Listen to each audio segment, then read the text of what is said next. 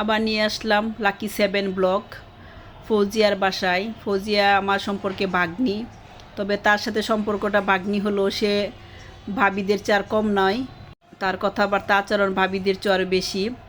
ফৌজিয়া হচ্ছে বিবার আম্মু। লাকি 7 জন্যই বলছি, ফৌজিয়া আসলে এমনই ভাগ্যবতী, আমার মনে হয় সে লাকি 7 মতোই। আসলে ফৌজিয়ার জন্য আমাদের সবসময় শুভকামনা রইল। আমাদের এই গ্রুপটা মেনটেনই করে ফৌজিয়া, তাকে আমরা লিডার নামে বলি, ডাকি আর কি।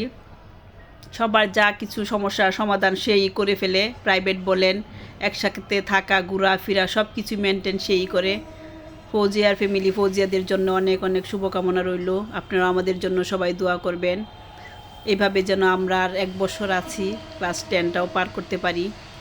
এখন কলেজটা পরে বলা যাবে কি কোথায় থাকে। আমাদের জন্য আপনারা দোয়া করবেন, আপনাদের জন্য অনেক অনেক দোয়া ও শুভকামনা রইল। সবাই ভালো থাকবেন, সুস্থ থাকবেন। আল্লাহ হাফেজ। সবার জন্যই দোয়া রইল।